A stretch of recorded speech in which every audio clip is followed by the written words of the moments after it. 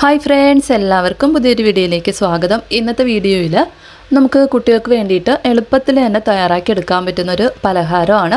ഗോതമ്പ് പൊടി വെച്ചിട്ട് നമ്മൾ ആവിയിൽ വേവിച്ചിട്ടാണ് ഈ ഒരു പലഹാരം തയ്യാറാക്കി എടുക്കുന്നത്.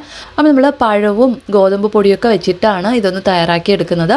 അപ്പോൾ ഇത് തയ്യാറാക്കി എടുക്കാൻ വേണ്ടിയിട്ട് നമുക്ക് ആദ്യം പഴം ഒന്ന് വഴറ്റിയെടുക്കണം. അതിനായിട്ട് ഒരു പാനിലേക്ക് 1 സ്പൂൺ അളവിൽ നെയ്യൊന്ന് ഒഴിച്ചു കൊടുക്കാം. നെയ്യൊന്ന് ചൂടായി കഴിഞ്ഞാൽ പിന്നെ നമുക്കിതിലേക്ക് ഒരു പഴം ചെറുതായിട്ട് അരിഞ്ഞെടുത്തത് ചേർത്ത് ഒരു 2 മിനിറ്റോളം ഒന്ന് വഴറ്റിയെടുക്കാം. നമ്മുടെ കയ്യിൽ ഏത്തപ്പഴം ഉണ്ടെന്നുണ്ടെങ്കിൽ അത് ചേർത്ത് കൊടുക്കുന്നതായിരിക്കും നല്ലത്. ഇനി പഴം 2 മിനിറ്റോളം ഒന്ന് വഴറ്റിയതിന് ശേഷം നമുക്കിതിലേക്ക് 1/2 കപ്പ് അളവിൽ ചിരകിയ തേങ്ങ കൂടെ ചേർത്ത് ഒരു 5 മിനിറ്റ് നന്നായിട്ടൊന്ന് വഴറ്റിയെടുക്കാം. നമ്മൾ ഏത്തപ്പഴമാണ് ചേർത്ത് കൊടുക്കുന്നതെങ്കിൽ 3-4 മിനിറ്റൊക്കെ നമ്മൾ വഴറ്റിയെടുക്കുമ്പോഴത്തേക്കായിരിക്കും നമുക്ക് പഴം ഒന്ന് സോഫ്റ്റായിട്ട് കിട്ടുന്നത്. ഇത് ഞാൻ റോബസ്റ്റ പഴം ആയതുകൊണ്ടാണ് 2 മിനിറ്റ് ഒന്ന് വഴറ്റിയെടുത്തിട്ടുള്ളത്. തേങ്ങയും കൂടെ ചേർത്ത് ഒരു 5 മിനിറ്റ് ഒന്ന് വഴറ്റി കഴിഞ്ഞതിന് ശേഷം പിന്നെ നമുക്ക് സ്റ്റൗ ഒന്ന് ഓഫ് ചെയ്ത് ഇതൊന്ന് മാറ്റി വയ്ക്കാം. അതിനുശേഷം നമുക്കൊരു ബൗളിലേക്ക് 1 കപ്പ് അളവിൽ ഗോതമ്പ് പൊടി ചേർത്ത് കൊടുക്കാം.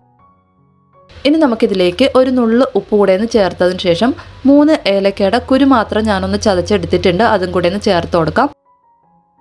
ഇനി നമുക്കിതിലേക്ക് മധുരത്തിന് വേണ്ടിയിട്ടുള്ള ശർക്കര ചേർത്ത് കൊടുക്കണം. ഞാൻ 6 സ്പൂൺ അളവിൽ പൊടിച്ച ശർക്കരയാണ് എടുത്തിട്ടുള്ളത്.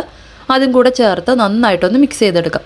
നമ്മുടെ മധുരത്തിനനുസരിച്ചിട്ട് നമുക്ക് ശർക്കരയുടെ അളവ് കൂട്ടുകയോ കുറയ്ക്കുകയോ ചെയ്യാവുന്നതാണ്.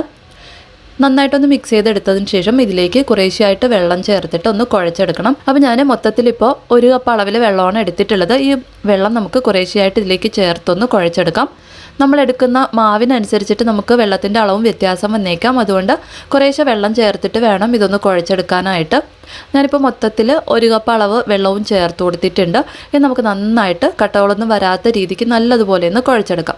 നമ്മൾ കുഴച്ചെടുക്കുമ്പോഴത്തേക്കും ഈ ഒരു പരുവത്തിലായിരിക്കും നമുക്ക് കിട്ടുന്നത്. ഇനി നമുക്ക് ഒരല്പം കൂടി ഒന്ന് ലൂസായിട്ടുള്ള ഒരു പരുവത്തിൽ വേണം ഈ ഒരു മാവ് വേണ്ടത്.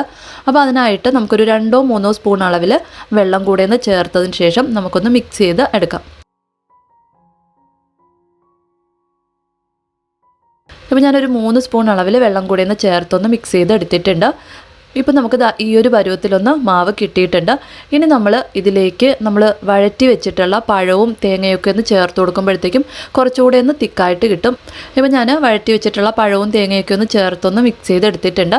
പഴവും തേങ്ങയും ചേർത്തതിന് ശേഷം നമുക്ക് ഈ ഒരു പരുവത്തിൽ വേണം നമ്മുടെ മാവ് ഇരിക്കേണ്ടത്. ഒരുപാട് ലൂസായി പോകാൻ പാടില്ല, എന്നാൽ ഒരുപാട് തിക്കായിട്ടിരിക്കാനും പാടില്ല.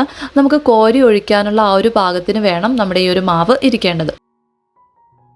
ഇപ്പം ഞാൻ പഴമൊക്കെ ചേർത്തൊന്ന് നന്നായിട്ടൊന്ന് മിക്സ് ചെയ്തെടുത്തിട്ടുണ്ട്.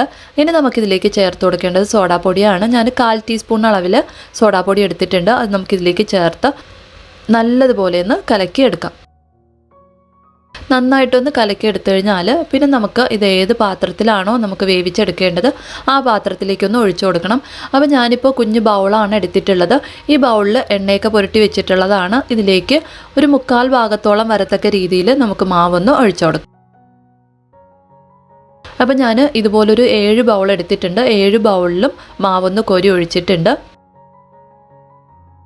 ഇനി നമുക്ക് ഇതിന് മുകളിലായിട്ട് കുറച്ച് ചിരകിയ തേങ്ങയോ അല്ലെങ്കിൽ നട്ട്സോ അല്ലെങ്കിൽ ഇതുപോലെ ഉണക്ക മുന്തിരിയോ എന്ത് വേണമെങ്കിലും നമുക്കൊന്ന് ചേർത്ത് കൊടുക്കാവുന്നതാണ്.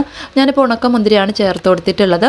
ഇനി നമുക്കിതൊന്ന് വേവിച്ചെടുക്കണം. അപ്പോൾ അതിനായിട്ട് ഒരു ഇഡ്ഡലി പാത്രത്തിൽ വെള്ളം തിളപ്പിക്കാനായിട്ട് വെച്ചിട്ടുണ്ട്. ഇതിലേക്ക് നമ്മൾ മാവ് ഒഴിച്ച് വെച്ചിട്ടുള്ള ബൗളൊന്ന് വെച്ച് കൊടുത്തതിന് ശേഷം മീഡിയം ഫ്ലെയിമിൽ വെച്ചിട്ട് നമുക്കൊരു 15 മുതൽ ഒരു 20 മിനിറ്റ് വരേക്കും ഒന്ന് വേവിച്ച് എടുക്കാം. ഇപ്പോൾ ഞാനൊരു 20 മിനിറ്റോളം ഒന്ന് വേവിച്ചെടുത്തിട്ടുണ്ട്. നമ്മുടെ പലഹാരമൊക്കെ നല്ലതുപോലെ ഒന്ന് വെന്ത് വന്നിട്ടുണ്ട്. ഇനി നമുക്ക് സ്റ്റൗ ഒന്ന് ഓഫ് ചെയ്തതിന് ശേഷം ഇത് തണുക്കാനായിട്ടൊന്ന് മാറ്റി വയ്ക്കാം. നല്ലതുപോലെ ഒന്ന് തണുത്ത് കഴിയുമ്പോഴത്തേക്കും നമുക്ക് ഈ ബൗളിൽ നിന്ന് താനെ ഇതുപോലെ ഒന്ന് വിട്ട് വരും.